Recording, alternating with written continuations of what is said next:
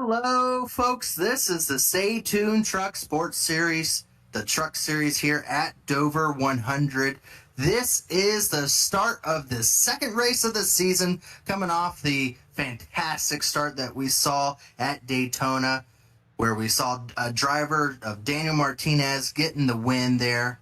And big difference of the track here, folks. We're down to a 1 mile, very high banked racetrack here, known as the Monster Mile, and for good reason. This place is known to really tear up some vehicles, and with 40 trucks looking to try to start tonight, we may just have that once again. Joining me today is also David Huckleberry, the producer, showing you these wonderful sights from the Dover Mile. We always appreciate Dave up in the booth here with me, as well as your announcer, which will be me tonight, Gerald Campbell.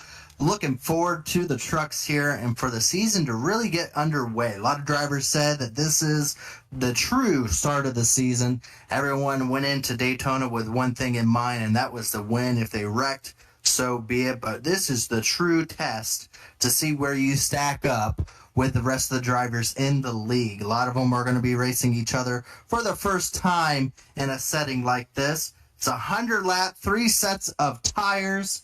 I don't believe there's any stages, is there, Dave? I didn't see anything about stage. Didn't hear anything in the driver either. Info.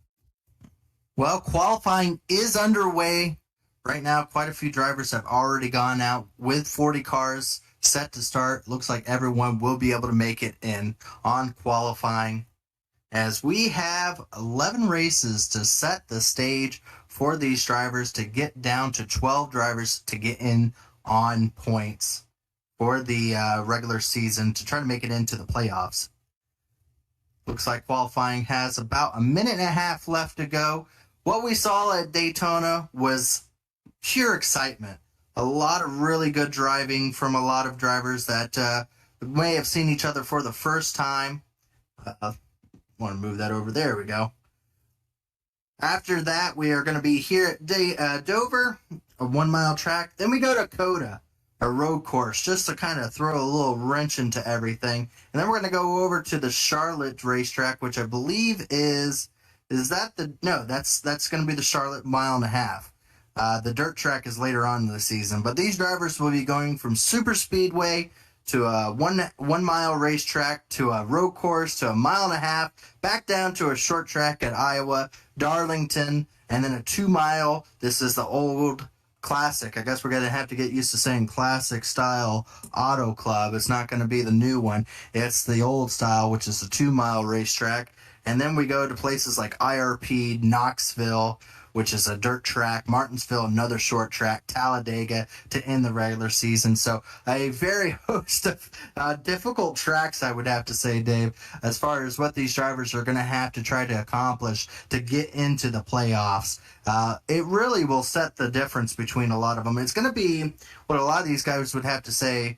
Some of it's a lot of luck tracks that you just hope to survive, like a Martinsville and Talladega, maybe even a dirt track. You have to try to get past those to try to get in. But they made those right at the end of the regular season just to make it difficult for them. So it's going to be an interesting season. Very happy to see how this all gets started. And we have to go through Dover here, the Monster Mile. Qualifying has just wrapped up, and we're going to go through the field here real quick. Alrighty, and to start off with his, I believe, the first pole I've seen Jesse Racimas get in the 70 truck. Looks like he has gotten the pole here tonight, right in front of previous champion Ethan Burrell in second place. Trey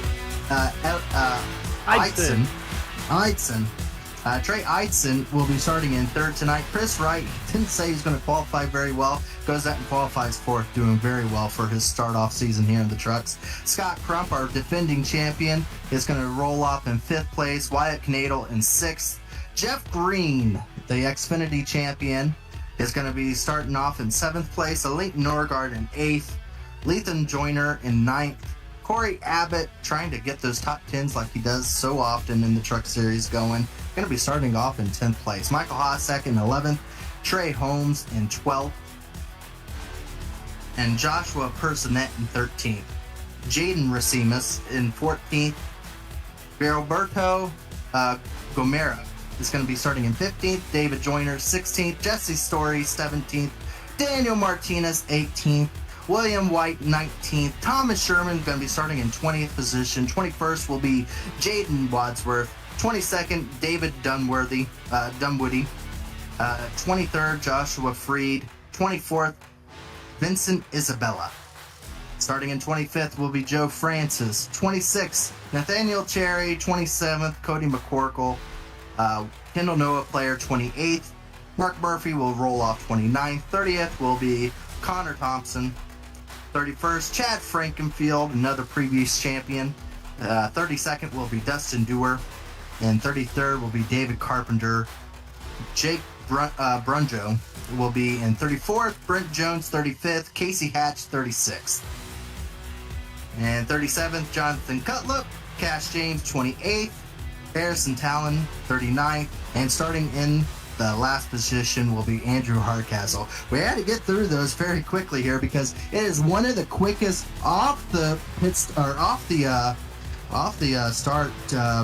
pit road to green flag. These drivers have literally about 30 seconds to contemplate what they're doing in this race when they roll off that field, because they go right around to going straight into the start of the race. There's not a run up to it. It is a very quick time frame for these drivers to have to get ready here, as all of them are starting to get side by side ready to go.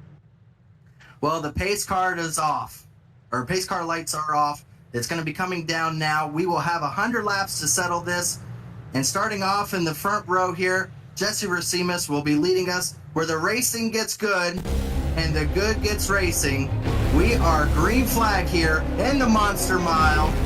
And so far, everyone clean off and start jumping to the outside and clearing himself for second. There is the 90. Scott Crump looks like he has gotten off to a really good start right behind the 70 truck. As everyone's getting through turns 1 and 2 clean. And a lot of them were very, very unsure as to how things were going to end up here. If this was going to be one of those that they spread out, or if this is one of those that's going to cause a huge, massive pileup. Why it's such a concern? You see going down that back straightaway, there's a wall to your inside and to your outside. There's not a lot of room. One mistake will end up blocking that entire track.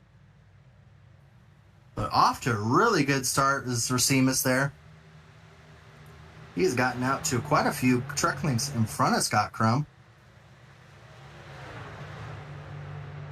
Scott Crump right behind him, and behind in third there, Ethan Burrell. Both those drivers are just here to try to get a championship. Neither one is allowed to run for points. They are previous champions. This is a feeder series, which means that drivers, this is their starting point in the Elite Racing Network to be able to get going for being able to race in some of the other events. So a lot of new drivers here, and how they keep that going on is they will not allow the drivers that have won previous championships to be able to compete for points. But that is not stopping Scott Crump as he is rocketing up to the back bumper of that 70 truck. That is not stopping him from trying to go for a win here. Single filed out for the first 8 positions, and then we have a battle further on back from that. Now that's single file. That will probably be the key. A lot of these drivers are going to try to go about trying to get single file out, but we do have a caution on the field. We'll try to see what happened. We do have our first yellow of the night on lap 6. Looks like the 30 truck? Replay machine. 30 car Connor Thompson. Dustin Dewar there. Dustin Dewar right behind him.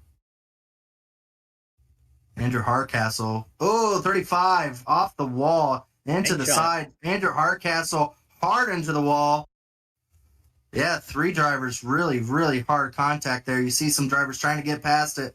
Unfortunately, it looks like that mellow yellow. Jonathan Cutlip in the 11. Jonathan Cutlip. He tried to get it slowed down. Unfortunately, you see here, there's nowhere to go. It blocks the track very quickly here. you'll see on board here with Jonathan Cutlip exactly what I'm stating. There's not a lot of places to go when they're spinning out in front.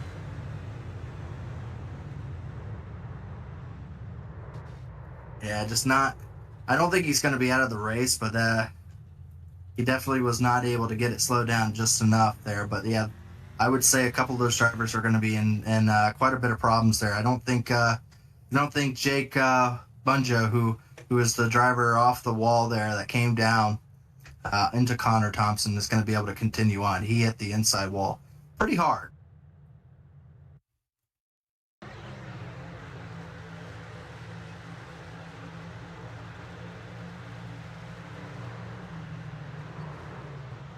Yeah, see, fender, when parts start coming off the car, that is not a good sign. That ripped the fender right off and probably sent that tire into the firewall a little bit there.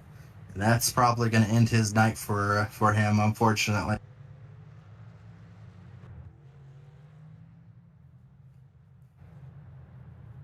Now here comes the difficult part. Dover is known, I would have to believe, probably more than just about any track for tire spin off the restarts. The restart line, just where it's placed, most of the cars are still in the middle of the turn when the restart gets going. And for some reason, when the tires get worn, it is so hard on this concrete track for those tires to hook up, and that causes some mayhem, to say the least. It usually causes a lot of mayhem. We hope that's not going to be the case tonight, as we want to keep as many drivers on the track as possible. The more trucks on the track, the more excitement we have here for everyone watching at home. But it looks like Racines there still up front. Scott Crump in second. Ethan Burrell third. Jumping up to the fourth position, Jeff Green doing a really good job from a seventh starting spot. Lethan Joyner from the ninth position. So we already have some guys coming and going. Chris Wright dropped back to sixth. And it looks like Wyatt Nadel in seventh. Leighton Norgard up into eighth. And Corey Abbott from 10th to 9th position. Michael Hosek has worked himself into the top 10. Again, these drivers have 3 sets of tires, 2 in the pits. So they have to decide when they're going to take the tires. And I will tell you, there is a lot of tire wear here at Darlington. Dover, sorry. Darlington too, but Dover here, there's a lot of tire wear. Like we had about 6 people came in, 31st on back. Mark Murphy, Chad Frankenfield, David Carpenter, Trey Idson, Dustin Durer came in that weren't involved in the accident. One of those to note would probably be Trey Idson. I mean, he started from the third position, and now he's going to be deep in the field. Some of those guys were already back there anyhow, so they could have been topping up on fuel. Idson had to take a Endo-L for a banner. Oh, okay. So he had to start in the back anyhow. So, yeah, most of those drivers may be getting just some top-up on fuel here. But we'll find out and see how things stack up. Again, the restarts, there's going to be one of those things that you have to kind of clench your fists and bite the inside of your lip, because it's about to get a little hard on these guys here. So the pace car will be off. We're going to be going back to green here on lap 10. Racines is going to be leading us off on the high side. Decide to take the high lane. As we're back under green here. Everyone getting through the gears very nicely. I didn't see any tire spin back there. Maybe there's still enough tire life on the trucks that it didn't cause too much of an issue. But very good start for everyone up front here.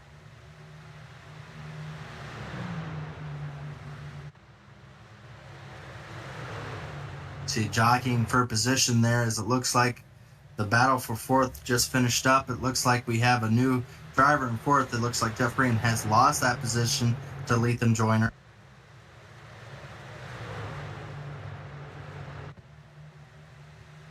As now it looks like he's going to be trying to go for that lead actually up there. Scott Crump has actually gotten around Jesse right around the bottom lane, made quick work of him even.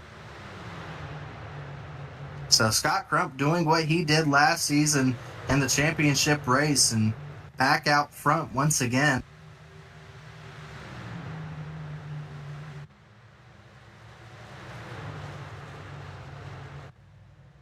Kind of like Richmond, this track is very heavily dominated by that low lane. Everyone focused running right around on the bottom. It both saves the tire and is the quick way around here. You can battle on the high side, or defend more like it on the high side, but you will burn your tires up a lot quicker up on the high lane than you would on the bottom, so you'll see more drivers try to send a focus on that bottom one. See some good side-by-side battle back there. I think that's right around, I think that's the 18th position. But, yeah, 18th position right behind them. Daniel Martinez, our Daytona champion. Looking underneath there of the one, that's Jaden Racimus. Whoa! Look at I. Yeah. Jaden got really high up off out of the groove and had to get completely out of the throttle there. That allowed 83 to be able to take that position as we get battling happening right out front of the top 10 there. Right behind the top 10. As quickly as the battling goes, most of these drivers are focusing on trying to save those tires and get back into line. So you don't see fighting happening too often. You see right there, just as I was stating, the 18 may jump up, but he's going to try to quickly get back down. That was Joshua Personette losing a position there to Vincent Isabel.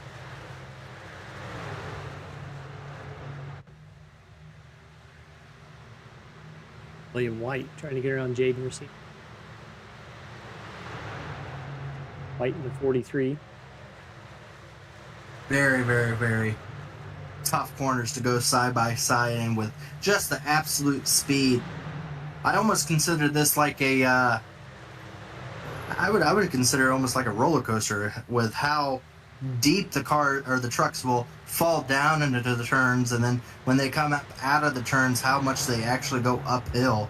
Let's see if we can go on board with maybe one of our leaders up there, and we can get a better idea to show everyone just how much these trucks fall into the track going into the turns. Here we're going to be on board with Jesse Racimus, and you'll see when they go into the turn, they boom, they fall into that turn, and then here they come back out of the turn, and you'll see them actually climb up the hill. And that little transition from going up until it flattens out will absolutely get the truck upset and sometimes get loose on you. Is that point where it evens out. Some good battling happening on through the field here. As we got 3 wide going down the back front straightaway. Oh, we have a battle for second as well. Looks like Racimus is going to lose a position here to Ethan Burrell on the bottom lane as we reach lap 20.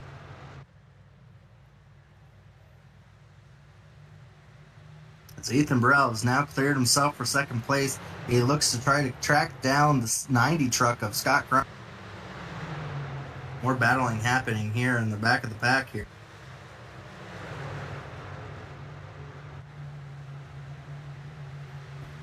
Looking underneath is Thomas Sherman. That's going to be a battle for 15th position. Yeah, it goes underneath that 46 mellow yellow truck. Whoa! No, into the wall the 46 goes.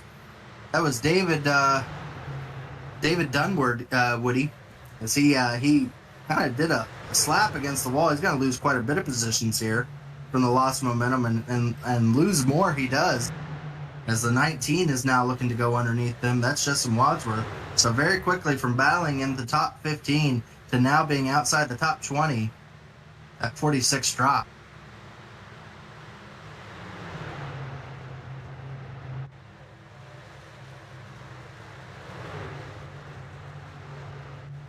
Everything happens here so quickly. Times around the racetrack, they're able to track around the entire racetrack in less than 25 seconds. Oh, into the wall. Oh, Thomas Sherman hard into the inside wall.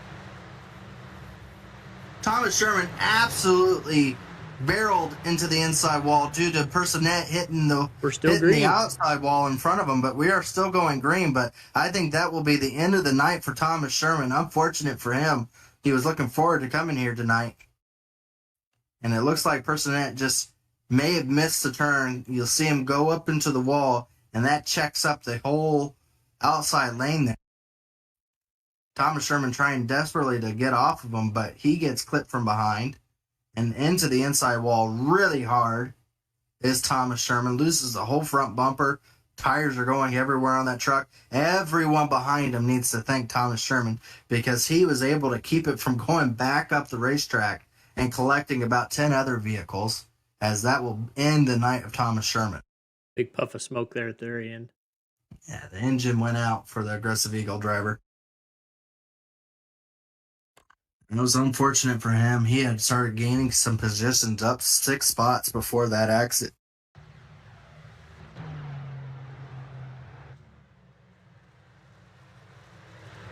Up front here, still Scott Crump as he starts coming up on some lap traffic here. As we reach lap 27, come to 28. As I was saying, less than 25 seconds a lap will very quickly, if there's a lack of cautions, will very quickly set this race into finish, or into the end of this race here very quickly, just with how fast they're able to get around you.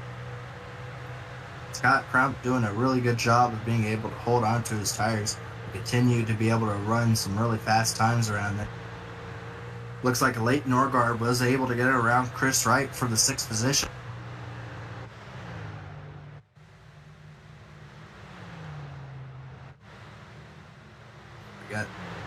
I say get around them, but they've gone side by side still here. As Leighton Norgard now looks to try to get that bottom lane going, but onto his outside. Looks like Chris Wright was able to get back in front of the Leighton Norgard. Now Wyatt Knadel is going to try to go about getting that outside lane going and follow Chris Wright around Leighton Norgard.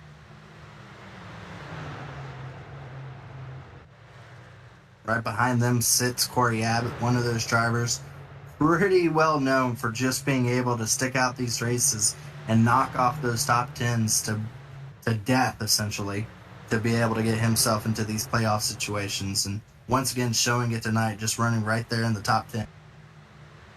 Oh, so we have some contact in the back of the pack. Driver almost into the wall there. Wow. There was quite a few drivers almost into the wall. I think that was Personette again. That might have been Personette. He made contact, and there's a lot of contact going on back there as drivers are starting to push him bang back there to get going, as they are very quickly already can see the lead pack behind him.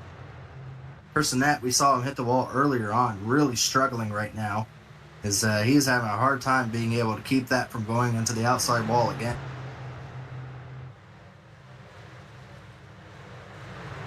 Like he didn't get Joe Francis into the paint booth and No, he said that his numbers are chrome, and I kind of wonder why he would put chrome numbers on a chrome truck. It's not going to show. Gonna have to fix that. Gonna have to put some different color numbers on it. We'll get the Ryan Gavel spray paint out there and put his.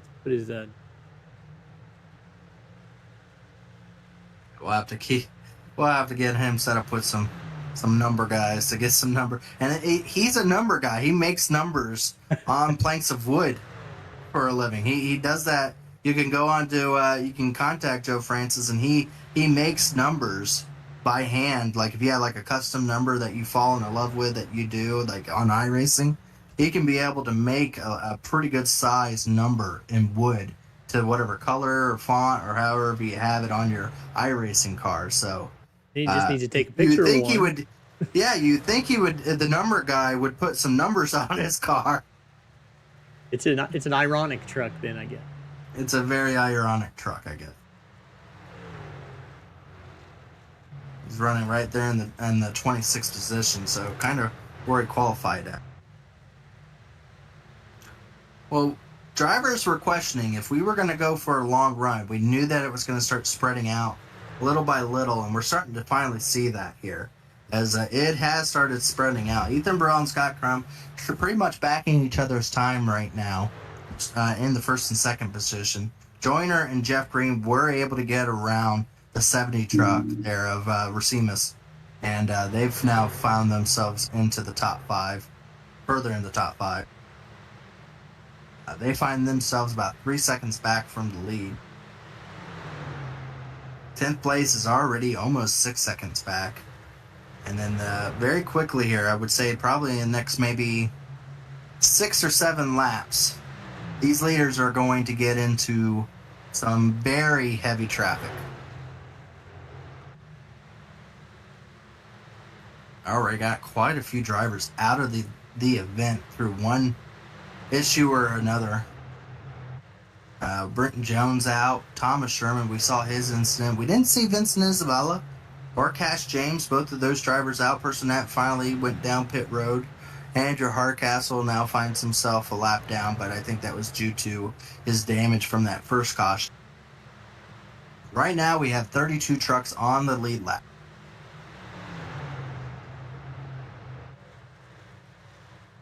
Once these tires start wearing down, you do see drivers having a hard time being able to run the bottom, and they'll usually drift to that high lane. Just as you see there. That's more of a necessity not to end up into the outside wall. If they try running that bottom lane, they may end up not being able to stop themselves from going into that outside wall. So a lot of them will tend to run the high side just to have some more comfort. Might be the only way that they can actually be able to get through the turn without coming off the gas completely. Let's see Wadsworth, or the 19 there. Yeah, Justin Wadsworth up into the 14th position. One driver that was in the back of the field that's really working his way up to the front in a very quick manner is Chad Frankenfield. He finds himself now up into the 11th position. He started back in 31st, and he was pitted earlier on, so he has absolutely really gained some momentum here as he's starting to come up onto the back of the top 10 to try to enter in the top 10 for the first time tonight. But he is running out of time as already we are lap 42. Feels like we just started this thing, Dave, and we're almost halfway already. Flying along. So far, these drivers are doing incredible work out here. Only one caution tonight so far. See Chris right there. Oh, getting pushed up a little bit. We've seen those two battling earlier on, and it is continuing here. I think a Leighton Norgard in the 12 underneath Chris Wright. Maybe getting a little tired of being side by side with Chris Wright and trying to get him pushed up by the groove to be able to get around it. I think that cost them both last time because the driver that was behind them last time, Wyatt Canado, he was able to get around both of them and get into the 6th position. So I think the 12 of the Leighton Norgard may be getting a little tired running behind Chris Wright, as we do have a caution on the racetrack in turn 1. I'm hearing. Uh-oh. From what I'm hearing, it's still happening. There's still a lot of wrecks happening. 69 around. Mark Murphy.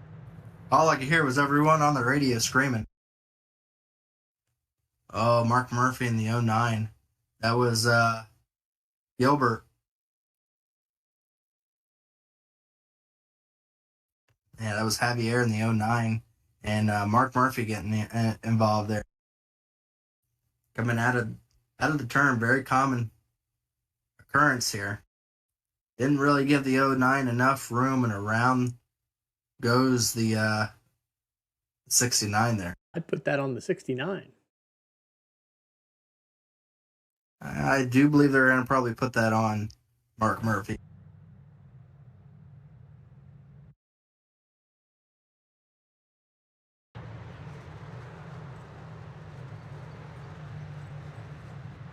Make sure nobody else gets it. Ooh, Whoa! Almost. Not sure. And then he started coming down the racetrack. I'm not sure what exactly happened there. Oh my gosh. There's like 10 wrecks. Oh no. Oh man. Maybe you should just stay parked. Yeah, he's having a hard time getting he had cooked those rear tires. Something fierce, because they were melted. they were not getting any traction for. Might as well put some skis on the back of that thing. Well, let's go ahead and do a sponsor shout out here, Dave, while we got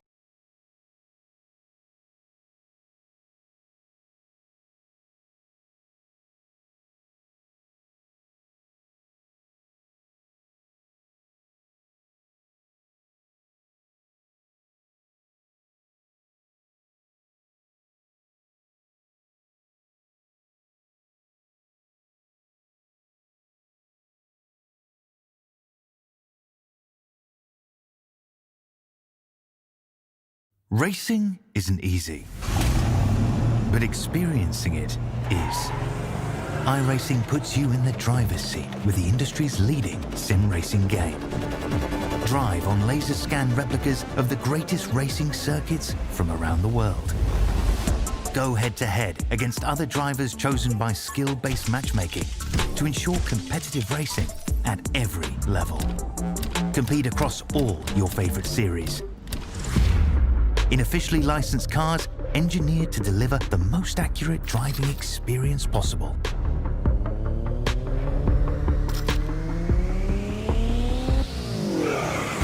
Join a race or host your own with players from across the globe. Race against the computer or in a league with friends. Feel the thrill behind the wheel. Visit iRacing.com.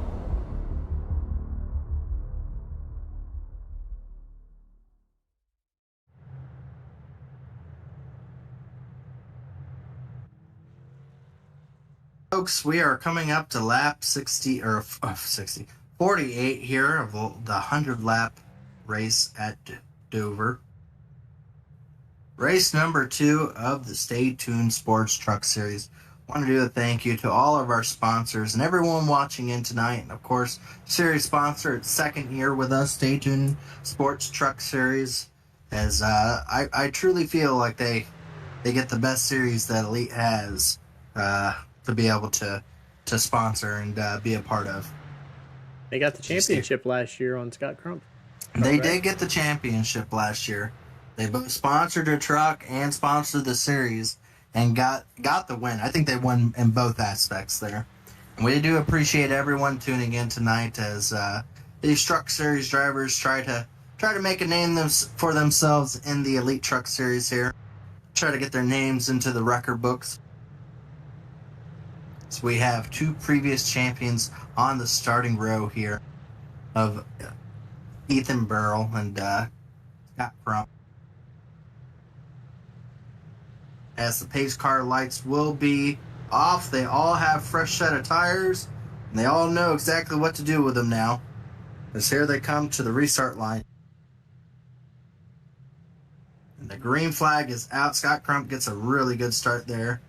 So it looks like everyone's able to get through turns 3 and 4. Oh, I said that, and then we do have a checkup pit wreck. 4, 5, 6 trucks involved. One almost upside down. Oh man, there was one that he came in late and absolutely lifted the truck up. That was exactly what I was stating earlier on in the race, where these checkup situations or the tire spinning situations look like a situation someone going from 3rd to 4th. Cause maybe a little bit of an issue.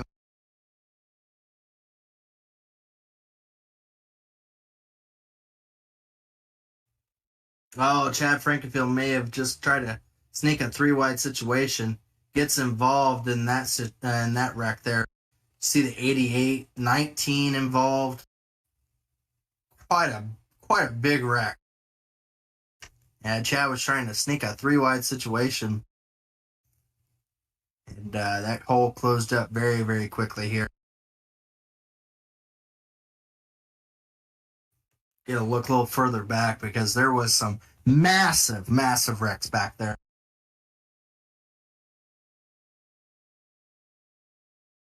You can see the 19 of Wadsworth get involved. He get quite a bit of damage there. The 88 and the 83, last week's winner, I mean, just gets crumpled into the wall. Keep an eye on the 88. When he comes back down, I think he gets hit pretty hard from, maybe it was the 83 that got hit really hard. Gonna have to scooch it back a little bit.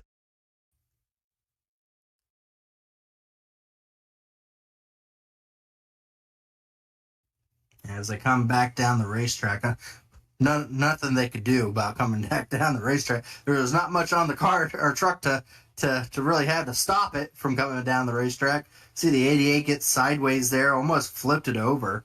But you'll see the 83 come back down the racetrack right in front of a driver. Ooh, Joe Francis almost got involved. And here comes the 09, just absolutely clobbers him. Yeah, blows the engine on the 09.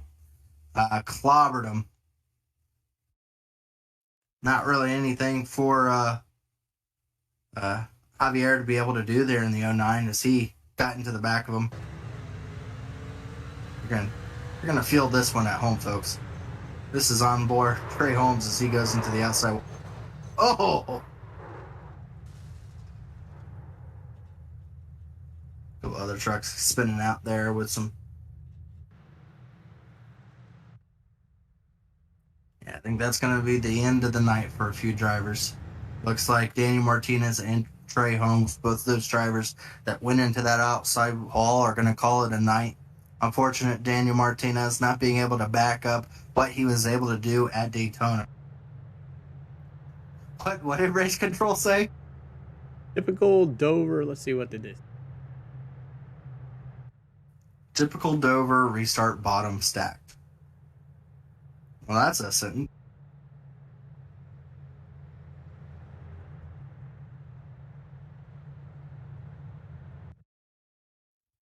That's going to end the night for a few drivers there.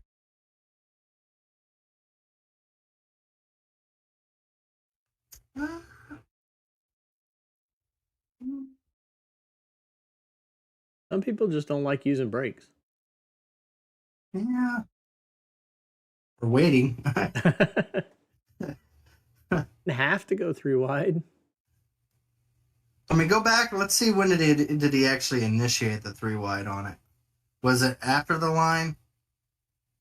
If it wasn't much after the line. Oh man, that's so close. And it's like an inch after the line he initiates a 3 wide. In the middle. Not Not the best choice. Not the best choice. Certainly was a choice. If he would have done that maybe about a couple feet before, I mean, if that happened like just a couple feet before the line, I don't think he would have been able to get away with not being called for that one, because at that point you're not allowed to initiate a pass before the start finish line due to elite rules. You can only be able to attempt to pass on a driver in front of you, either to the outside or inside or what it be it, until after you come across the start finish line. And that was close. That was really close. If he was able to make it work, I think that would have been probably one of the best restarts you could probably do if he made that work, but was not the case. But it looks like here we come to lap 54. Scott Crump has decided to take the outside lane once again. We're over halfway through this race, and it looks like Scott Crump is going to try to get clear of Ethan Burrell before we get into turn 1. Ooh, we're going to have a big checkup. Oh, they're going to have a big checkup. He's still straight, still straight. That was really close from being a massive wreck. Jeff Green tried to time it. Maybe thought Scott Crump was about to go, and he did not. And everybody behind Jeff Green started going, and that could have been really, really bad really quickly. But luckily for everybody there, we were able to keep going without anybody occurring a lot of damage. As we already got some 3 wide action happening a little further back. Drivers trying to take advantage of the new tires here to get themselves some easy positions.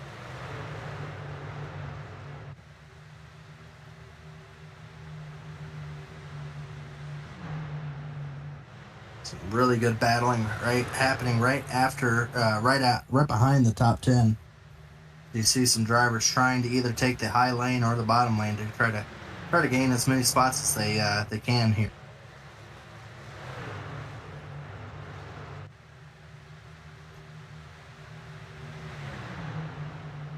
Chris Wright and the 12 truck have just not been able to get away from each other all night. Chris Wright's still in front of the 12. Oh! A little bit of a contact there in the outside wall. Was a late Norgard. Now he'll have Chad Frankenfield to the inside of him. Chad Frankenfield doesn't look like he had incurred too much damages from that little incident that we had on that last caution. Able to get himself clear. That'll put him up into the 8th position. So late Norgard now is right behind Chad Frankenfield. It's Ethan Burrell is putting on some pressure right now to Scott Crump. I think Ethan Burrell knows if you let Scott Crump stay out there, he will set the pace and he will take that tire advantage. and he will be impossible to pass late in the run. So if Ethan Burrell is smart, he needs to get the lead as soon as possible. Maybe use up a little bit of stuff right now, but he has to get in front of Scott Crump. Because Scott Crump is notorious. If he's got that lead, he's able to set a pace that no one can really match. And if you force him to, force to try to get him late in the run, he just won't be able to have the tire advantage like he will. And it becomes impossible to try to beat him. But right now, Ethan Burrell trying to get to the back bumper, maybe try to initiate a pass here.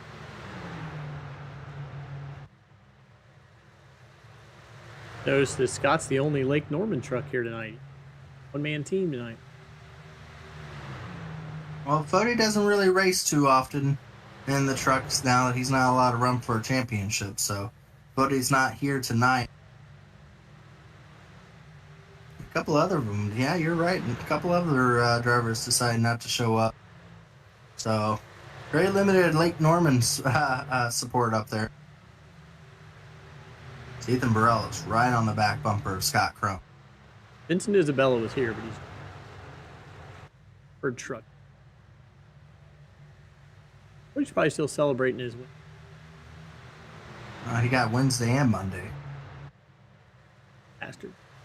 Yeah, he went out and dominated the super speedways, which is not unheard of for Tyler Fody. But looks like his teammate right there and Scott Crump doing a really good job. First time Scott Crump's been racing for Lake Norman and trying to get his first win for the team. Ethan Burrell trying to play spoiler in his Pro Edge vehicle. Give a shout out to Jeff Green, having one of his best Truck Series races here, in a really good position in fourth place. Having just a very quiet top 5 run going for him. Not really getting himself into bad positions there. And just kind of been running in the top 5 for the majority of the race. Qualifying top 5 and just been sitting right there. So good run for Jeff Green. Hopefully he's able to complete it here tonight and get some points towards his name. I know he did not have a great points night at Daytona. But this is a good way to counteract that. Ooh, driver Leighton Norgard. I think he may have gotten loose out of the turn.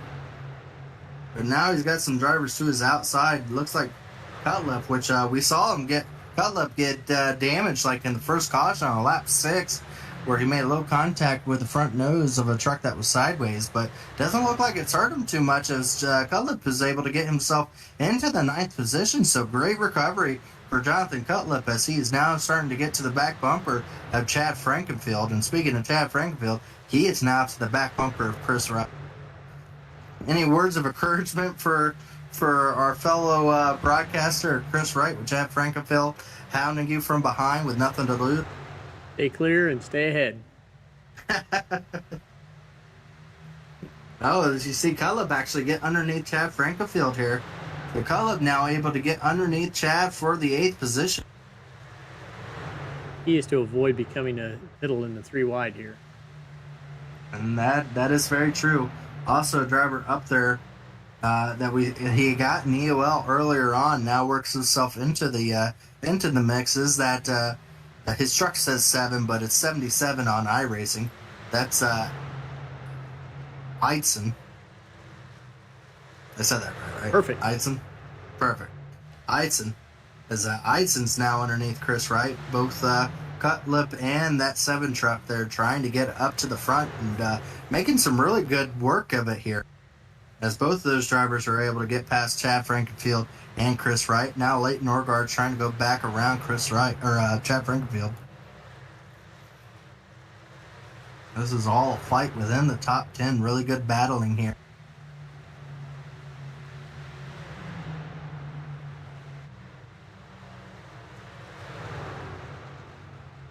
See the 12 truck trying to get that outside lane.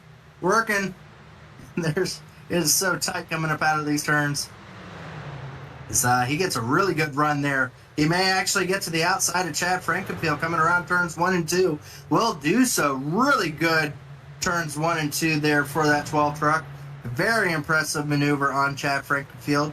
he's been in a bad position on the bottom side of drivers, and maybe he's decided that he's done with trying to pass him underneath, and now he's going to go around him on the high side there, able to clear himself. So good pass there for the 12 truck, as now Chad Frankenfield, I don't know if the damage has finally caught up to him or if he just burnt his stuff up racing really hard early on there, but now he's going to have the 43 truck to his outside trying to get around him.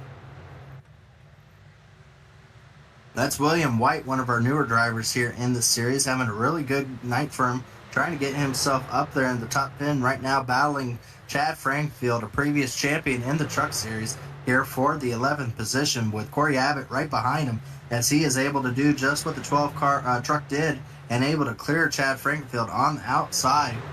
So White now finds himself in that 11th position, started from the 19th and just riding around right there outside the top 10, with right there at 27 laps left to go in this event. Yeah, There's got to be something wrong with Chad. It looks like he's teaching a class on how to pass high. He's just he's the low guy, and everybody else gets to. I don't think anybody wants to try to race Chad on the inside. They just they burn their stuff up pretty quickly here. As Corey Abbott into the wall. A couple of them scraped the wall there coming out of turns 3. They're going to have to repaint this track after this because they have scraped it off. There's no more paint on that outside wall there, as they are still pushing it coming out of the turns. This time around the 25, Joshua Freed trying to take a look underneath Chad Frankfield in turns 3 and 4.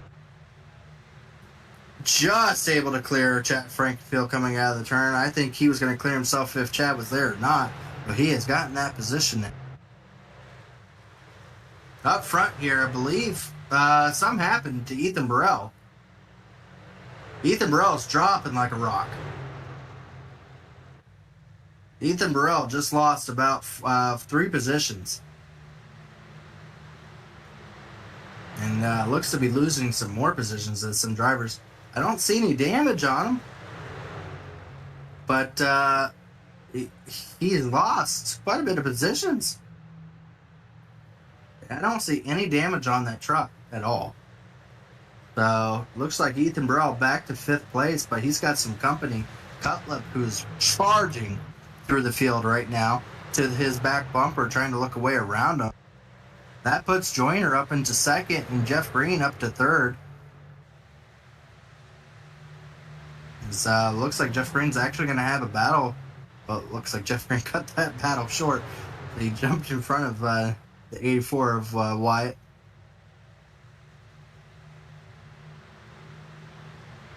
So some really good racing here with only 23 laps to go. Very quickly, this is starting to get shorter and shorter as the checker flag is looming in the future here, as drivers are trying to get those last few positions here.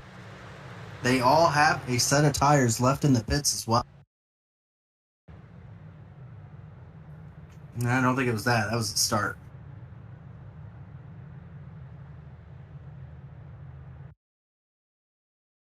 Here? Yeah. Is this where it happened for Ethan Burrell? Did he get into the outside? Oh, Yep, he got an outside wall. Hard. That was a hard hit for the 37. That's what ended up making him drop so many positions there, as he absolutely slammed that outside wall.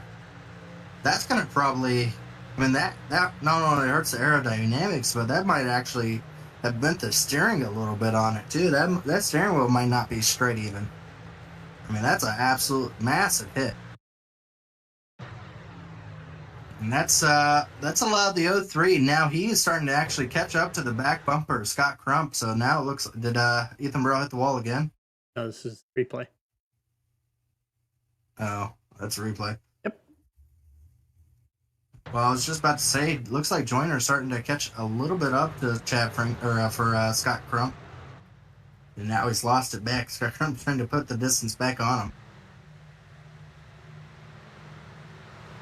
Speaking of Chad Frankenfield, though, he has dropped back to 14th position, so I do think he had that damage starting to affect his race here, as he's dropped quite a few positions now. Only 19 laps to go. This has flown by. It has flown by. Again, it only takes around 23 seconds to get around this racetrack. So very quickly, this counts. The clicker goes down pretty quick. We want to shout out Blue Egg Marketing. Blue Egg is a marketing department for small businesses, small business owners. Blue Egg is your biggest fan. We help businesses punch above their weight class. And Worldwide Technology Raceway is a motorsport racing facility in Madison, Illinois, just east of St. Louis, Missouri. It features a 1.5-mile oval that runs the NASCAR Cup Series, the NASCAR Craftsman Series, and an open wheel series. It has a 2-mile infield road course used by Trans Am, SCCA, and Porsche Club of America, a 1/4-mile NHRA drag strip that hosts the Midwest Nationals event, and the Kartplex, a state-of-the-art karting facility. And our series sponsor, Stay Tuned Sports. Stay Tuned Sports was started in 2016 by two friends, even though hating each other's teams, with the purpose of producing a sports show like no other. They wanted to create a show that would cover all major sports with a little bit of comedy mixed in. Stay Tuned Sports releases weekly podcasts covering NHL, NFL, Major League Baseball, and even some college. So if you're looking for some hot takes mixed in with some good ball busting, the show is for you. Stay Tuned Sports, your home for sports not. Now we squeezed them all in. There you go. We are coming down to 15 laps to go. You said Crump was the only Lake Norman out there. I think that's the only one they really need to be able to get the W wrapped up here tonight, as he is starting to put a little bit of gap now on Joyner. I think Joyner was trying to make a little bit of a drive to get up to him, and for the last, as you see there, last like 5 laps, he's been losing time to our leader here, Scott Crump. And this is when Scott Crump is at his strongest. These long runs that he was able to control from the very get-go and be able to run his own pace. And now he just has it in hand. It's going to be hard for any driver to really be able to do anything with Scott Crump unless if we have a caution here. See some more battling happening here. It looks like the 12 trying to find a way. Once again, that has been the theme of the day, has been the Leighton Orgard trying to find a way around Chris Wright. And right now they're both in the 9th position, but now the 12 has got Joshua Freed underneath him, trying to get that 10th position from him. Oh, getting really close there. That was only about a couple inches away from being a very hectic situation, as the 12 truck able to still get himself clear and keep that 10th position. Jeff Green's sitting right there trying to keep Jonathan Cutlip, one of the fastest drivers on the track right now, as Jonathan Cutlip has worked his way from the back of the field after getting damage on lap 6, trying to find a way now to get into the top 3. Has had such speed here tonight, trying to now find his way past Jeff Green. So here they'll be coming around to take 10 laps left to go in this event.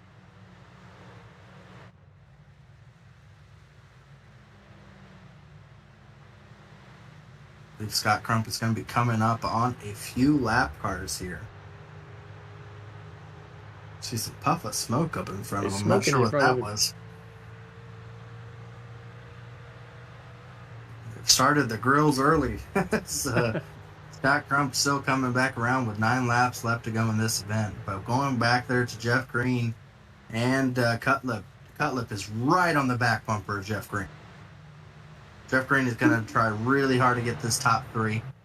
He's going to battle as hard as he can, but Cutlip has been showing some incredible pace here.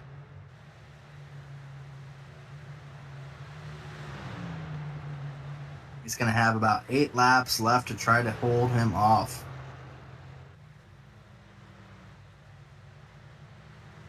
But good racing there, as right now we have around 29 trucks still on the lead lap.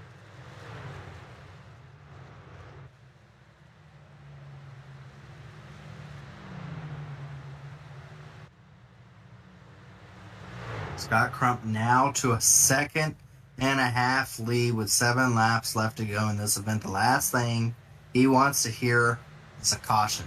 He just wants this thing to finish out, and he will have this easy in hand. Again, Scott Crump is not racing for any points. He's just out here to try to collect those trophies, not only for him, but for his series, his sponsor and series sponsor, Stay Tuned Sports Truck Series.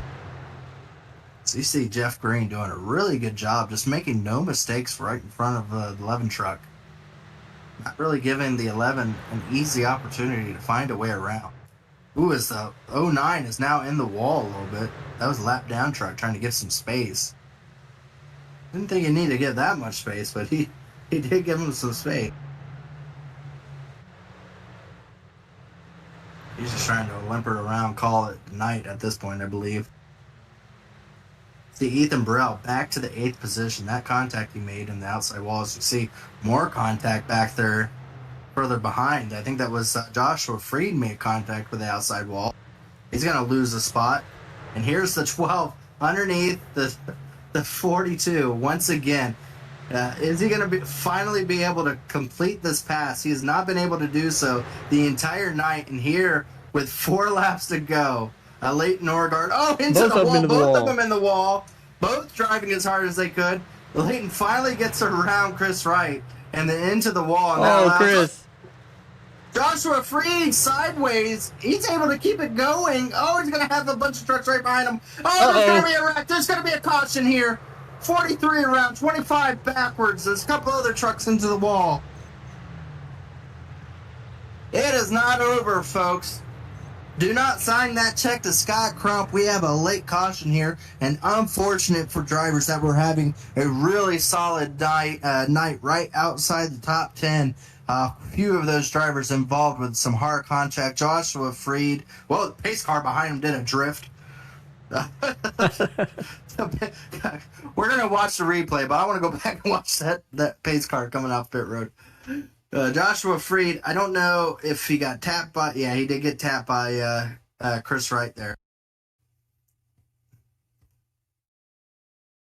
Chris Wright had made contact and lost a lot of positions there. And Freed is going high. And looks like, Chris Wright just barely taps him. And he straightens out. To be fair, you think this is where the caution begins. This isn't actually where the caution begins, because the 25 corrects it and is able to keep going here. And we got some strategy calls being made at the front of the race when we go back. We've got a lot to talk about there. But this is where the real checkup begins. So 43 trying to check up. Chad gets into the back of him and spins him around. Another questionable call by Chad Frankenfield. He sees a car coming back up the racetrack. And then Chad into the back of the 43 causes a massive wreck. Looks like, is that another one of my drivers? I think that was, I think that was my driver there of Joe Francis into the inside wall. I think he got turned.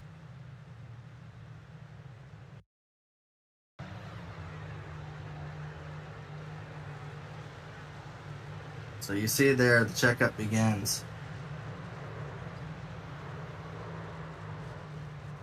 Not super hard, but some still pretty good size contact there for Joe Francis. Tally will go to the 25? Yeah, they're calling it for when he gathered it back up and he rejoined in front of Chad and the other cars and made them have to make a decision.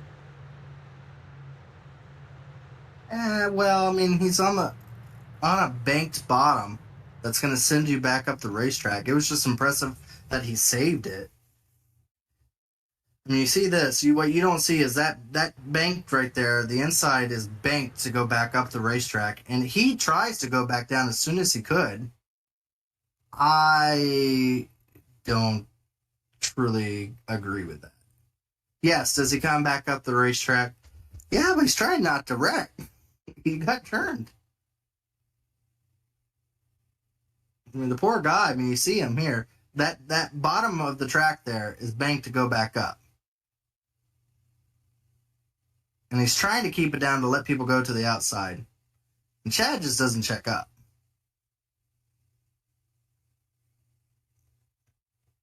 Well, back up to the front, because the same driver that we're questioning about the whole thing is now the one leading the entire event, Chad Frankenfield. One of the few drivers, him and Dustin Dewar, decided to not take any tires and are going to try to win this thing on some really old tires. Right behind them is Jeff Green, Lethem Joyner and Scott Crump. I wonder if Jeff Green took 2 tires. But we are not done, folks. This has definitely caused a wrench for those Lake Norman supporters. Their driver now, Scott Crump, who's had a absolute dominant truck here tonight, is now going to start in 5th position behind some questionable handling trucks at this point. Chad Frankfield, who is not one to give up a position, we've seen him in multiple times tonight where aggression has definitely played a factor in some incidents, is now going to be the one leading this event on the oldest set of tires that you could possibly have. And he's going to try to hold back everybody with newer tires. Let's see how this works out, as here we come with 3 laps to go. And we're going to try to find out here if these 2 drivers up front with old tires, if they're going to have any tire spin here at all. Race control has said keep your head. Green flag back out, and nope. Into the outside wall. Dustin Dewar goes. Big checkup. Massive wreck. 3, 4, 5. The whole field. Oh my gosh, there's so many trucks around on the back straightaway. I don't think anybody past 10th place made it through the field.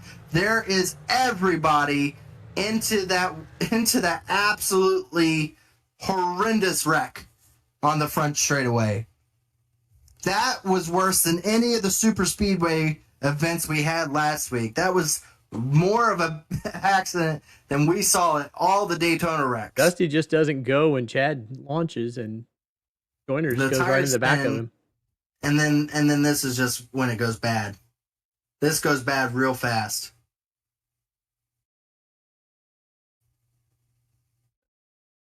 I mean, to be fair, Dustin Dewar got tapped from behind, and with old tires, that's already going to slip and slide. He didn't even get much of a chance. I mean, when they went green, he got tapped immediately.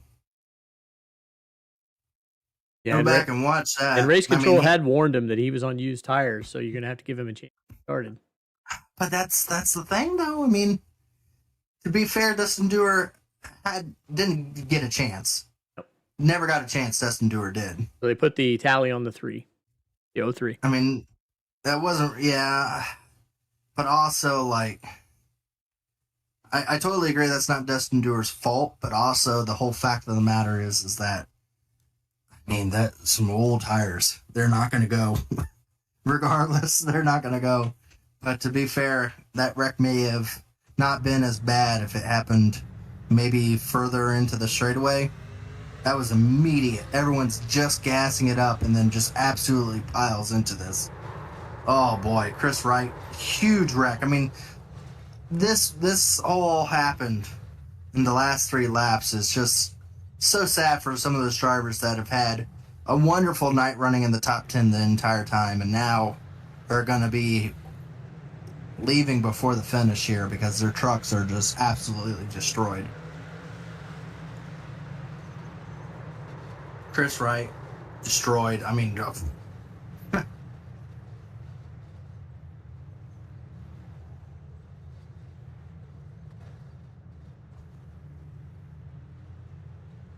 I don't even know where you could watch in that event because just everybody. Yeah, I know. I was trying to find somebody that would be back beyond it.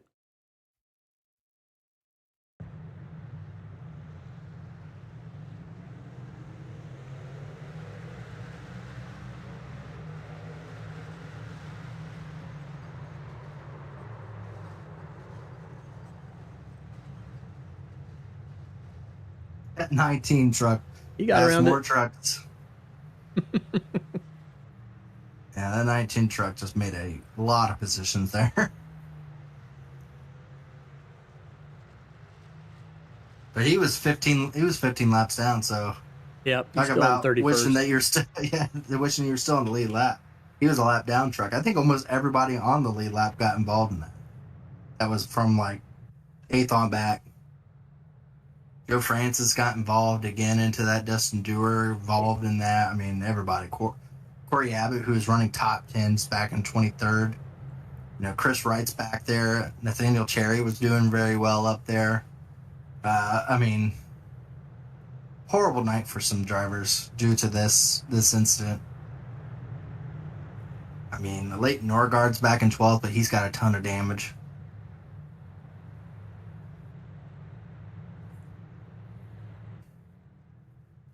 Well, it's not over still. It's Chad Frankenfield still, the owner driver that has yet to pit. Gotta kind of have to be a little bit nervous after seeing the other guy that just so happened to be on the same strategy get punted into the wall. Definitely has to worry now if he's going to be the next one punted here. But right beside him, Jeff Green trying to go for his first Truck Series win. It's going to be starting to the inside of him. Right behind Jeff Green's going to be Scott Crump. I mean, Jeff Green's going to have not a pretty look himself. He's got some aggressive drivers going to be starting right around him, but we're going to try to go for another green-white checkered here, our second. Into the 4th place right there. That's Erasmus Versemus there in the 70 truck. Our pole sitter finds himself now back into the 4th position. Pace car lights are off. Will we be able to have a clean restart here, and will we be able to set who's going to win tonight's event? It all comes down to 3 miles left onto the track. Green flag is back out. Chad Frankenfield slips, but does a really good job off the start there. Jeff Green's now going to have to try to block the run that's going to be coming from the 90.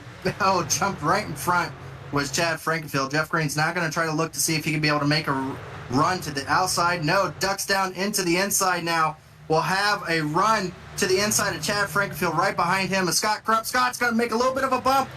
They're stacking up just a little bit. Chad's not giving much room here. As here they come off a turn forward. Oh, Jeff Green gets loose. Chad's really trying hard to hold off. Jumps right back in front of Jeff Green. Here they come. Turns 1 and 2. Here comes the 3 truck to the outside of Chad Frankenfield. Chad around Jeff Green into the inside wall. Hard contact. Big wreck going down the back straightaway. More wrecks into turn 3 and 4. But here comes out of turn 4. It's going to be Lethem Joiners. He's going to come to the line and win it here at Dover.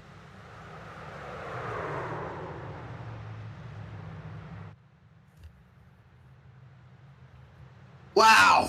A little lightheaded there. As there was a ton of wrecks and gonna be a massive amount of disappointment from some drivers. Wonderful drive there by Lethem Joyner to try to jump to the outside of Chad Frankenfield and be able to just try to get around on that outside, pass about 3 cars in turns 1 and 2 on that last lap to be able to run around on that outside and clear all of them coming out of turn 2 down the back straightaway. And then right after that, Chad Frankenfield and Jeff Green make contact into the inside wall, ruining Jeff Green's wonderful run here tonight. And then massive wreck going into turns 3 and 4 as a lot of trucks went around.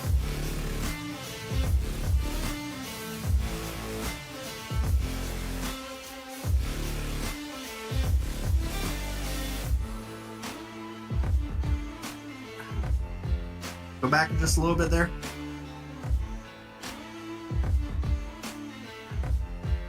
All right, go.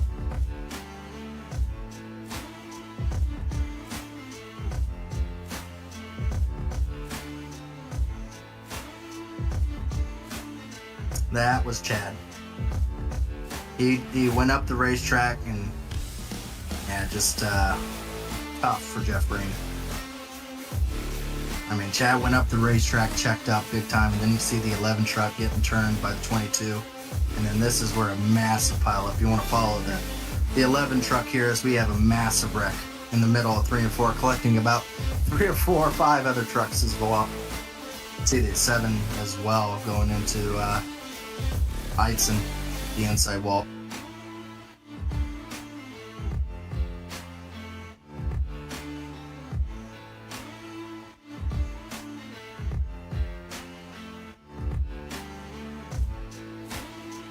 One to 12, 30 involved.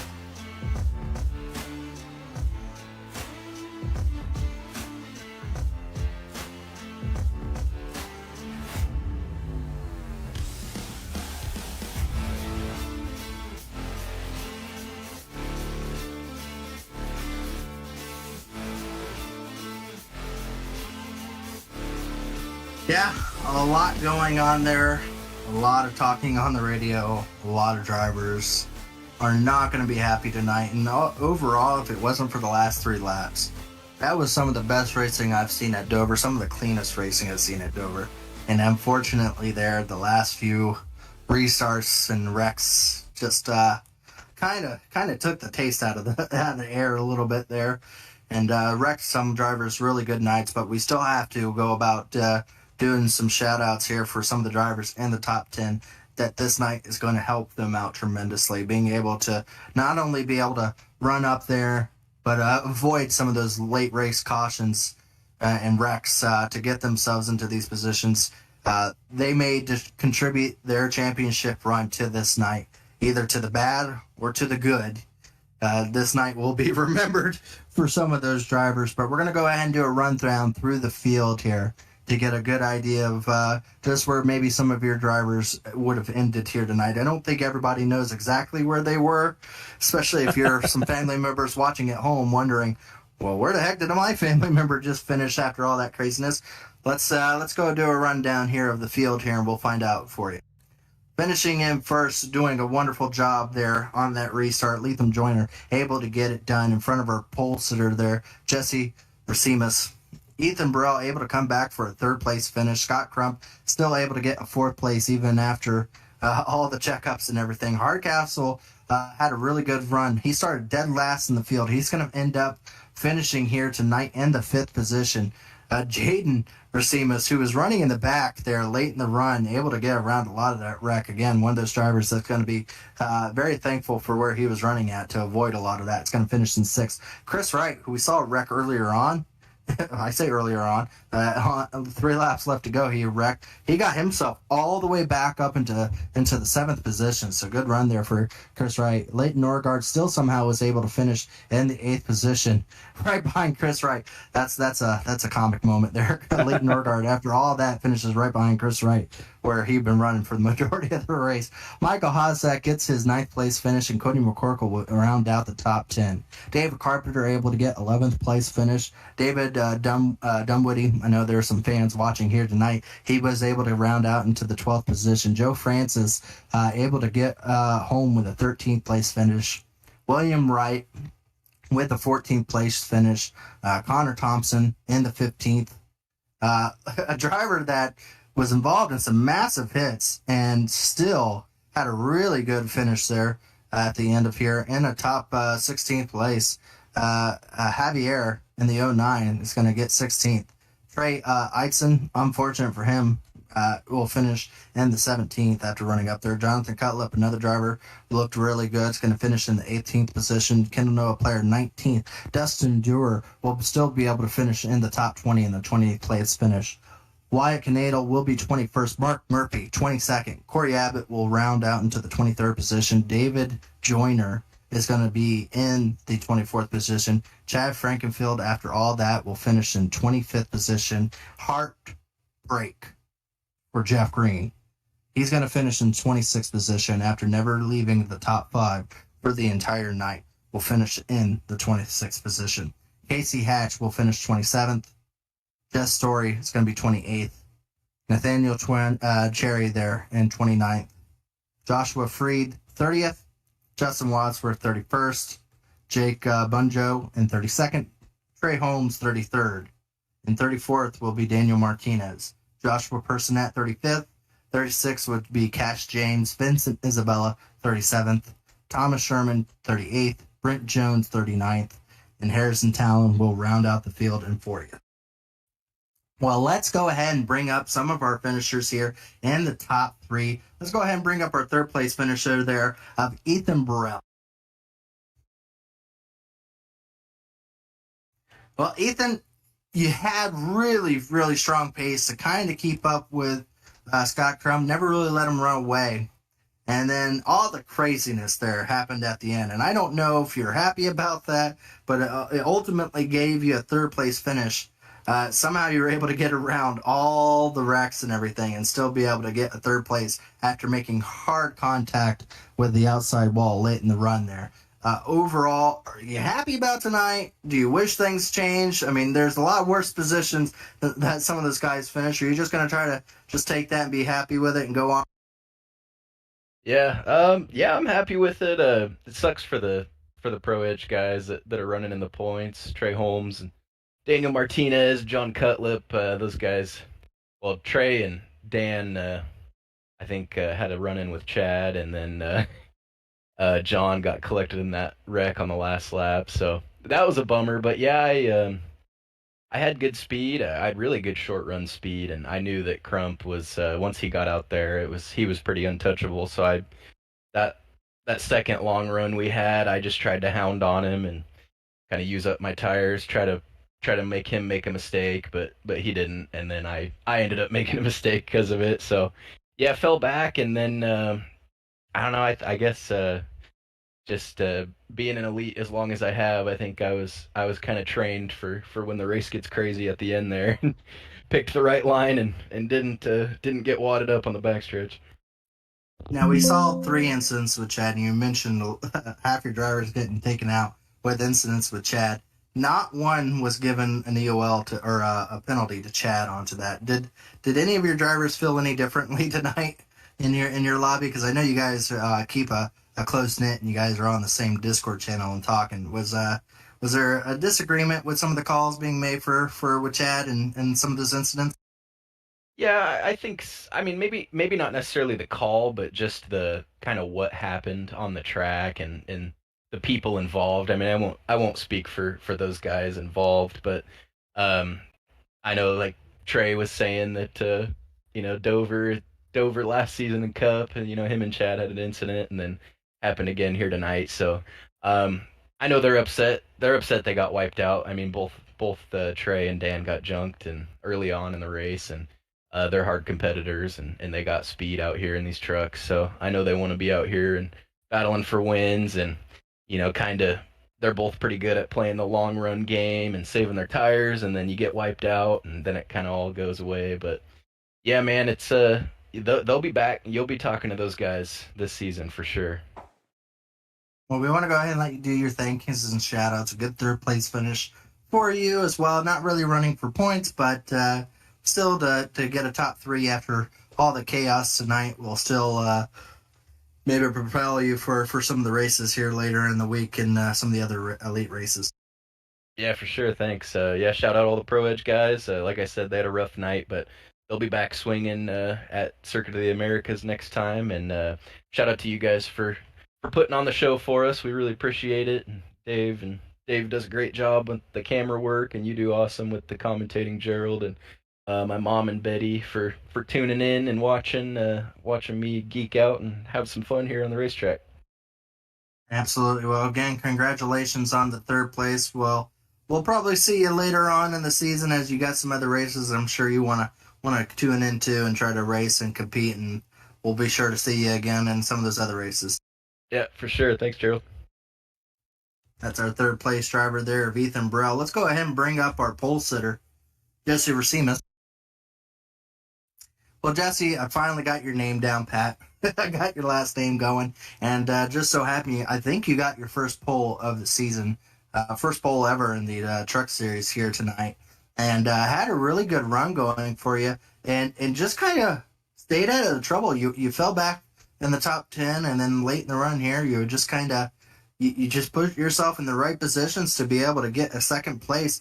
So in the record book, it's going to show you going from getting pole, leading laps, to finishing 2nd in the race. I mean, does this really propel you not only in points but momentum your way to try to get into this playoff system? Yeah, it's definitely nice being like I don't know. It's the first couple seasons I've been here have not gone my way. I mean, I've been caught up in just about every incident, and so far through speed weeks and starting this week, we're off to a pretty decent start. So getting the pole was 100% surprising to me. I was not expecting that, and I really did not want to start up there. So I was kind of hoping that Crump beat me to it, but that didn't happen. But it worked out. But yeah, the 2nd place finish definitely is a nice boost to the rest of the season.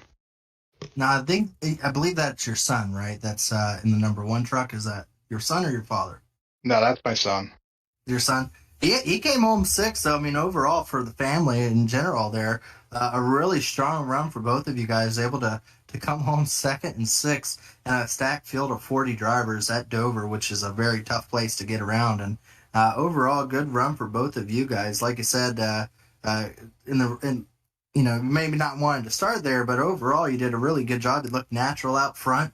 You ran really, really strong. I mean, you stayed in front of Scott Crump for quite a while. You probably led the second most amount of laps here tonight behind Scott Crump, and second place is nothing to scoff at. So overall, is there some more races that you're looking forward to for you and your son to try to get some more points your way to try to help both of your chances on making playoff berth? Yeah, I mean, any oval, I'm pretty decent at. The road courses, I'm kind of on and off.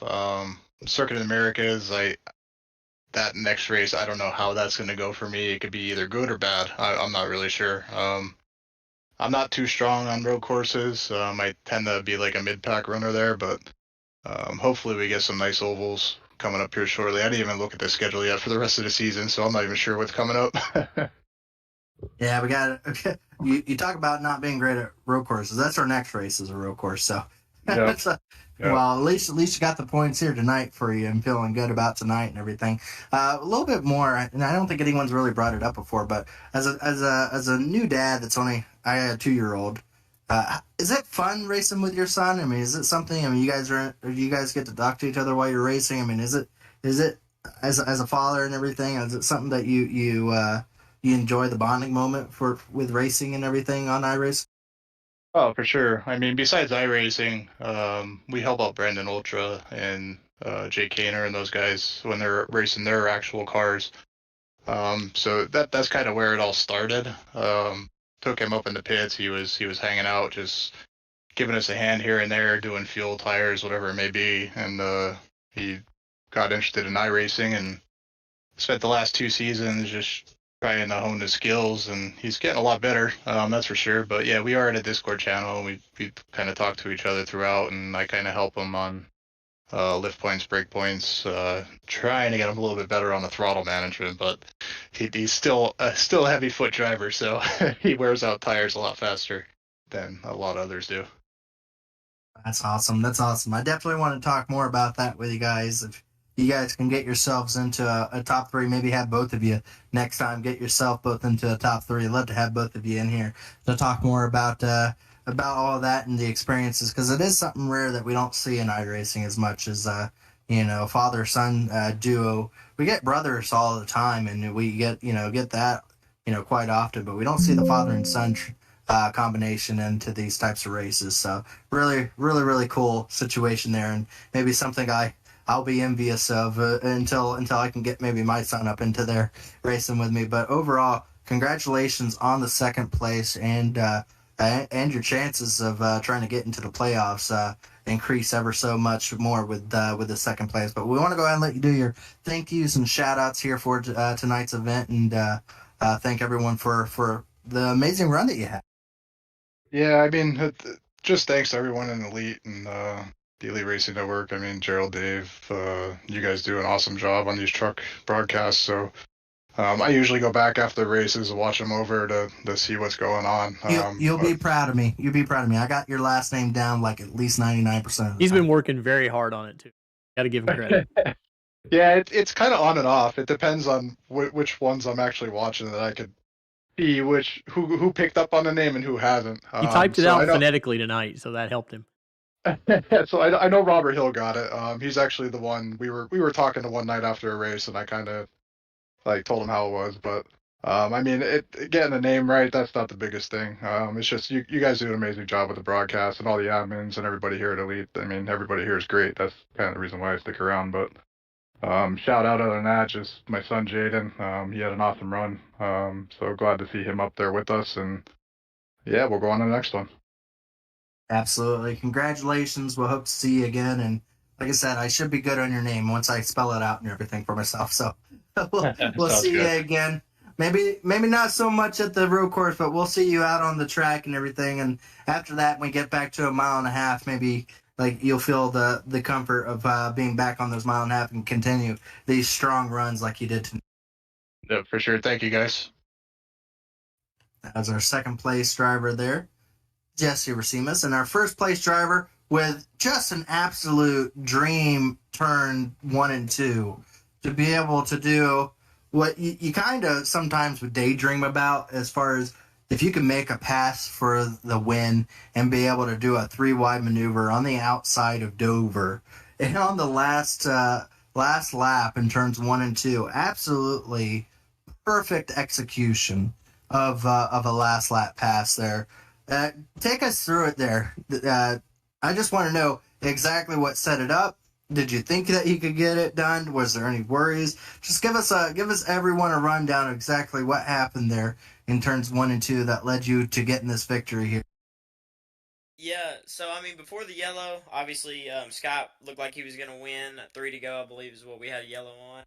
And we all came down pit road, and I think Jeff took 2, Jesse took 2, me and Scott took 4, and then you had Chad and Dustin up in the front row. Well, I ended up hitting Dustin in the back when he was spinning the tires and, causing that big wreck on the restart. So I was in 5th, and I really didn't think I had a chance there. And we all thought into 3 we were all going to freight train Chad. And they got scared or something. I don't know what they did on the bottom. So I was like, okay, if the bottom ain't going to go, I'm just going to go to the top. Because I figured Chad would block, and he went down last second and got in front of him. And I just stayed in the gas on the top, and it just turned with all the banking up there. I figured it would. I had to blip maybe just a little bit in the center, but it worked like a dream. I've done it once before, but never in a truck, and it worked even better in the truck than it would in like a cup car or anything, with how little horsepower they have and all the downforce they have as well. Or overall, you mentioned it. You had a little bit of incident there late, but was still able. I mean, you went from, I think you started 6th on that last restart, and to get up 6 positions on the last 2 lap was, like I said, needlessly there. It was quite impressive run there at the end. I mean, it was one of those situations like, where did he come from on that outside? Because I think you were 4th going into turn 1, and then you just kind of passed them all on the outside when they all checked up for Chad. And again, overall, came home to tonight's victor. Does this give you a lot of confidence going into this championship run now? You got a really good win, some points behind you, and a lot of confidence here. You got the win finally here, and able to get it going from here. I mean, we got a road course next, but tell me exactly the elation of being able to do what you did tonight and continue that run. Yeah, like the first season, it took me a while to win. I think it might have been, oh my gosh, what was it? I don't even, Rockingham, I believe, is when it was. It was about like first win, like for real. So it took me like halfway basically into the season or even longer. That one was almost the same situation. Scott was leading, and I ended up beating him on a restart. Um, but yeah, this certainly the championship starts now. I think I'm leading the points now after the 4th at Daytona, and then first here, obviously, because I don't think the leader. I don't even know if he was in the race or not. So we have the points lead now. Obviously, it's just race 2, but we'll try to carry it all the way through and see what we can do, and hopefully become the champion at the end of the season. Absolutely, yeah, good run. You got some tough tracks later on. We got Coda here next, and then Charlotte, and then we've got some lot of short tracks here. I think we'll have 3 more short tracks, and then a dirt track, and then another super speedway. So to say the least, we got some difficult runs here for you to try to accomplish. But overall, is this the type of season that you excel at, or is this something that you look forward to? It's a very tough schedule for these trucks, and one of those that causes some drivers maybe to feel like it's maybe going to be a lot of luck involved. What's your feeling on the schedule? I think Coda's a great track for like stock cars or whatever. It's great F1 track in my opinion, and I'm not great at road. I did win the 24 Hours of Spa though 2 weeks ago, so I have some confidence going into another road course race. Short tracks, I feel like I really excel at. I mean, the main competition is really basically who ran up front tonight. You have Jeff, you have Scott, who's really a main factor. Chad most weeks, I don't know what was wrong with him. And then you'll just have like Fody show up or some of them, and I don't think they can even run for the championship if I'm not mistaken. So I like the short tracks. Super speedways I like to think I'm good at in trucks and Xfinity. Road courses not so much. The goal will be obviously just to finish without getting an incident there. So Yeah, as far as Scott and Ethan Burrell and Chad Frankenfield and even Tyler Fody. All those guys are past champions, so no, they're not allowed to go for points, only for victories. So, yeah, good night tonight with some points behind you. And, yeah, like you said, you should be the points leader here with 2 back-to-back top 5s. And we'll see if you can get it over, done in COTA here next week. We want to go ahead and let you do your thank yous and shout-outs for this victory here tonight, because I'm pretty sure you're probably going to go back and rewatch that last lap a few times when it's all said and done. Yeah, I certainly took a clip of it. It's going to be fun to watch over and over and kind of show off on Twitter and stuff. But anyway, I want to thank Elite Cuts, obviously, Diamond Speed Lab, my team, Excalibur Racing Engines, Premier Racing Chassis, and Charger Racing Chassis as well for all they do in real life and everything. And I just want to shout out my team from the weekend. I did not have a good weekend in real life. We drove 6 hours, and I blew 2 tires and had a Nerf bar end up under my seat and put a hole in it and just drug the whole race. I made maybe 4 laps in each of my race to drive 6 hours. It was pretty depressing, but obviously I just needed to save the luck for tonight. So. Absolutely. Again, congratulations on that really, really impressive last lap pass there. We'll have one of those clips for ourselves there as one of the more incredible finishes here in the Truck Series to go down in for the history. Led only 1 lap, but it was the lap that mattered the most here tonight. Congratulations, and hopefully we'll get to talk to you again later in the season. Maybe when we get closer to those regular season championship run, we'll see you running up there for the championship. Sir, thank you, and thank y'all for the broadcast. That was our winner there. Overall, Dave, I mean, I'm tired. It was a short race, but it was also very exhausting there at the end of everything going on. I mean, just yeah, he didn't know really where to run. I mean, our 5th place driver was started in 40th, and Chris Wright, I mean, he was wrecked on the last restart and still finished up there into 7th. I mean, it's a hard one to really decide on where you needed to be at, but Lethem Joyner sure knew where to be. Yeah, that'll shake up the point standings a little bit too. We'll have those for you next week. Now that we've had a couple races under our belts, we'll give you the points before each race. Absolutely. Now that we got a couple races down, and drivers are going to be focusing on those points definitely here as we get closer and closer to the end of the regular season to try to wrap themselves up into the playoff systems. But other than that, next week we're going to be at COTA, a road course. There's going to be some drivers that are going to be looking forward to it. There's going to be other drivers that are going to be looking to look past it. We're going to see all that and more all coming over next week, next Sunday at 9. We hope everyone is able to tune in and join us as we look forward to seeing exactly how all that plays out at the end of a road course, and see who's going to be the names that we're going to be mentioning, who's going to be the road course experts, and seeing who's been hiding out in the standings here, waiting on those road courses. So Dave and I look forward to that. I want to thank you. My name is Gerald Campbell. I was your announcer here today, joining me and doing a wonderful job as always. I can't say enough. David Huckleberry doing these wonderful broadcasts for everyone. Without him, none of this would be possible. I wouldn't be here. No one would be able to watch a thing without Dave turning on the cameras here for all of us to be able to watch. So we appreciate Dave. We appreciate everyone tuning in tonight, and we hope to see you at COTA. Thank you, everybody, and have yourself a wonderful night.